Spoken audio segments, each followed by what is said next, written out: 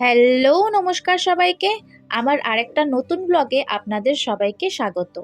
আজকে সোমবার, বাইরেটা এসেছি একটু আকাশ কেমন মেঘ করেছে বা কি করেছে সেটার খোঁজ নিতে। এখন প্রায় 10:30 বাজে আর সকাল থেকেই আকাশটা এরকম কালো হয়ে রয়েছে। আর এইখানে আমার মেয়ে পড়তে বসে পড়েছে। পড়তে বসারও সকাল সকাল আজকে একটা কারণ আছে। আর আমার বর চলে এসছে বাজার নিয়ে। এখানে আখের রস আর এইটাতে দেখি কি, নিশ্চয়ই আম। হুম, আমই আছে। আর এখানে আছে একটু পটল, ঢ্যাঁড়স, উচ্ছে। আর বাইরের থেকে আজকে জলখাবারটা বাইরের থেকেই বললাম নিয়ে আসতে। কুমড়ো, লাল শাক, আর অবশ্যই এক ধনে পাতা। আর দেখেন কি সুন্দর কালো জাম এনেছে, দেখেই একদম নুন হলুদ মাখিয়ে খেয়ে নিতে ইচ্ছা করছে। এইগুলো সব এবার ঢুকিয়ে ফ্রিজে গুছিয়ে রেখে দেবো। আর এখানে মাছের নুন হলুদ মাখানো হয়ে গেছে। আর আমার মেয়ে এরকম বড় বড় মাছ খেতে খুব ভালোবাসে। আবার এটাকে যদি অর্ধেক করে আনা হয় তাহলে আর খাবে না, কিন্তু এরকম গোটা দিলে আবার খুব ভালো খাবে। বোঝাতেই পারি না যে ওটা সেই মাছ যেটা অর্ধেক হোক আর বা গোটা হোক। ও এরকম বড় বড়ই খেতে ভালোবাসে, তাই ওর বাবা আবার বেছে বেছে নিয়ে আসে। এটা ফ্রিজে ঢুকবে আর এই 3টে মাছ আজকে রান্না হবে। এখানে কেটে কুটে রেখে দিয়েছি, পেঁয়াজ আদা রসুন দিয়েই করব। এক তরকারি ভাত করব, তাই একটু আদা রসুন দিয়ে একটু ঝাল ঝাল করেই করব। বেগুন দিয়ে হবে। আর এখানে ভাতের চাল ভিজোতে দিয়ে দিয়েছি। আর এই দেখেন জামগুলো ধুয়ে নুন হলুদ মাখিয়ে রেখে দেব। রান্না করতে করতেই হাপিস হয়ে যাবে সব। চলুন তাহলে ঝটপট লেগে পড়ি রান্নায়, কারণ আজকে খুব তাড়াতাড়ি রান্না করতে হবে। আজকে যাব একটু সিনেমায়, তাই বাইরে আকাশটার খোঁজ নিতে গেছিলাম যে কি জানি বৃষ্টি হবে কি হবে না। সবাই বলছে খুব ঝেঁপে বৃষ্টি হবে আজকে, তো সেটাই ভয় যে আজকে বৃষ্টি যদি হয় তাহলে আর যাব না। আর বৃষ্টি না হলে তো অবশ্যই যাব, তাই জন্য আজকে তাড়াতাড়ি রান্না করে সেরে টেরে সব রেখে দেবো। আকাশটা দেখে মনটা একটু কষ্টই পেলো যে সত্যিই তো খুব কালো করে মেঘ হয়েছে।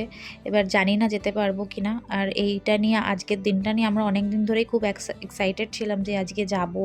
আমার মেয়ে তো প্রচণ্ড কালকি মুভি লেগেছে, তাই ও অনেক দিন ধরেই ওই বইটা দেখার ওর খুব ইচ্ছে।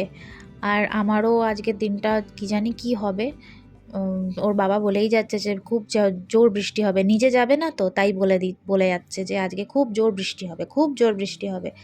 কিন্তু আমরা যতবার ও বলছে আমরা রেগে যাচ্ছি, তুমি চুপ করবে কেন? ও বললেই না, যে কোনো কথা বললে ওর মুখটা একদম লেগে যায়। বলছি তুমিও চলো, না যাবে না। আর আমি এত এক্সাইটেড কেন জানেন তো? এই যে আমি আজকে বই দেখতে যাচ্ছি, আমি বিয়ের পর এই প্রথম বই দেখতে যাব। আমার বিয়ে প্রায় 15 বছর, আর এই আগস্ট এলে আমার বিয়ে 16 বছর পূর্ণ হবে।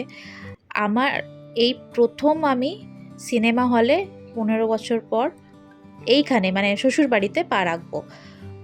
তাহলে বুঝতে পারছেন যে আমার কেমন ইয়ে হচ্ছে।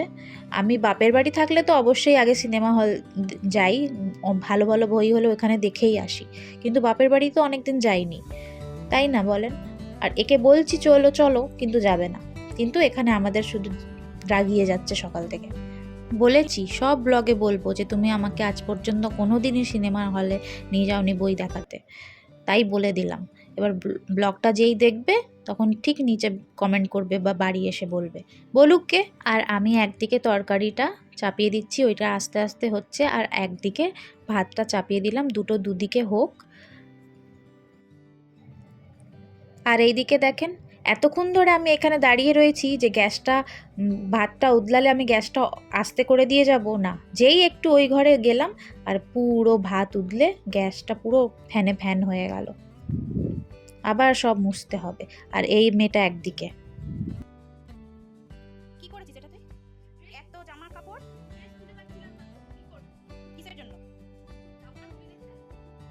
তো যা হোক একটা পরে গেলেই তো হয়ে যায়, তো নৈহাটিতেই তো। তো এত জামা বার করতে হয় তার জন্য? খুঁজে পেয়েছিস তো? ঠিক আছে, তাহলে তাড়াতাড়ি গোছা, নইলে পিঠের হাল চামড়া খুলবে। এবার আমি ঘর ছাড় দিয়ে ঘর মুছবো, জলদি কর। একদিন কোথায় বেরোবে তার জন্য এত জামা কাপড়। আর একদিকে আমি মাছ ভাজতে শুরু করে দিয়েছি, তরকারিটাও ঝপাঝপ করে নেবো, মশলা কষিয়ে নিয়েছি, ভাতটাও আমার হয়ে গেছে। তরকারিতে আলু দিয়ে আবার একটু হালকা কষিয়ে নিয়েছি, এবার এটাতে জল দিয়ে একটু ঢেকে দেবো। আর এবার যাই একটু ব্যাগটা গোছাই, কেন বাইরে একটু হালকা হালকা রোদ দেখতে পাচ্ছি, বুঝেছেন? তাই জন্য আর দেরি করবো না, বেরোনোর সময় খেয়ে দিয়ে রেডি হব আর ব্যাগটা নিয়ে ছুটবো। আর এই পার্সটা আমার মেয়ের প্রথম পার্স জীবনে, ও যখন ছোট ছিল ওকে এই পার্সটা আমি কিনে দিয়েছিলাম, তাই ওর দুদিকের সাইড হ্যান্ডেলগুলো কেটে এখন আমি এটাতে কয়েন রাখি। থাক বাবা, তুই বসে এখানে। আর এখানে আমরা মা মেয়েতে সেজেগুজে বেরিয়ে পড়েছি, খেয়ে দিয়ে তাড়াতাড়ি করে ফাটাফাট রেডি হলাম আর ফাটাফাট বেরিয়ে পড়লাম। বুঝতেই পারছেন ব্যাপারটা, এক্সাইটমেন্টটা বলেই যাচ্ছি আমি সেই থেকে। আর বৃষ্টি একদমই পড়ছে না, রোদও নেই, ওয়েদারটা খুব ভালো বই দেখার জন্য। আর যাব এখন সোজা আমার জায়ের বাড়ি। জায়ের বাড়ির থেকে জায়ের ছেলে আর জায়ের ছেলের বউ যাবে। যেই রাস্তা থেকে আমরা যাই সেই রাস্তাটা আবার চারটে চারটে গরু, তাই ওই রাস্তার থেকে ভয়ের চোটে ফিরে এসে এই রাস্তার থেকে এলাম, মেন রোড থেকে।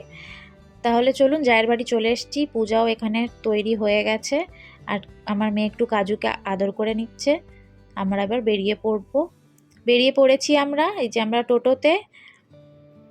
চলুন তাহলে, দেখা হচ্ছে একদম ডাইরেক্ট সিনেমা হলে। চলে এসেছি, এটা আমাদের নৈহাটির রামকৃষ্ণ সিনেমা হল। আর এখান থেকে ভেতরে ঢুকে এখন উঠতে হবে চারতলা। চারতলায় উঠে আর এখানে একটা বসার জায়গা আছে, খুব ভালোই করেছে, এই প্রথম আমি এলাম, খুব সুন্দরই করেছে, ছোট, খুব একটা বড় না, ছোট কিন্তু খুব সুন্দর করেছে। তাহলে চলুন, টিকিটটা লাল কাটতে গেছে, আমি এখান থেকে ভিউটা তুলে নিলাম উপর থেকে। আর আমাদের টিকিট কাটা হয়ে গেছে, যেটা ভয় ছিল। সকালে একটা বান্ধবীকে ফোন করেছিলাম, সে বই বেরোতে না বেরোতেই তার সিনেমা দেখা হয়ে যায়, তাই ভাবলাম ওকে ফোন করি। ফোন করে ওর থেকে জানলাম, ও বলল কি রে, পুরো হাউসফুল চলছে, টিকিট পাবি কি না পাবি জানি না। তারপরে ও বললো অনলাইন কেটে নে। আমি বললাম যাই তো দেখি কি হয়। আর এখানে সব 3D মুভি তো, চশমা পরে আগের থেকেই বসে পড়েছে। আর আমাদের এবার পালা, এবার আমরা ঢুকবো সিনেমা হলে। আর এই রাম সীতার ছবিটা দেখেন কি সুন্দর লাগছে, ফুল ফ্যামিলি, খুব ভালো লাগছে, অপূর্ব। আর এবার আমরা ঢুকবো, তাহলে চলুন বইটা দেখে নিই, তারপর দেখা হচ্ছে আবার ইন্টারভালে। হয়ে গেল ইন্টারভাল, অর্ধেক বই হয়ে গেছে, বইটা বেশ ভালোই হচ্ছে, এবার জমেছে বইটা। তাহলে চলুন এখান থেকে কিছু স্ন্যাক্স নিয়ে তাড়াতাড়ি করে আবার ঢুকে পড়বো সিনেমা হলে। পপকর্ন নেব না, সবাই মিলে স্যান্ডউইচ কিনছি, 4টে স্যান্ডউইচ নেব। আরও অনেক কিছুই ছিল, কিন্তু যেহেতু দুজন স্যান্ডউইচ খাবে তাই আমিও আর পূজাও বললাম যে 4টে স্যান্ডউইচ নিয়ে নাও। আর জল নিয়ে নিয়েছি। আর এখানে আমাদের বই দেখা হয়ে গেছে, বই খুব ভালো হলো। আর এবার আমরা এখান থেকে হল থেকে বেরিয়ে যাব। এবার টোটোতে বসে সোজা চলে যাব বাড়ি, অনেক রাতও হয়ে গেছে, প্রায় 7:30-8টা বাজতে চললো। সেই আমরা বাড়ির থেকে 3টে বেরিয়েছি টিকিটের ভয়তে, অনেকক্ষণই বসেছিলাম এসে।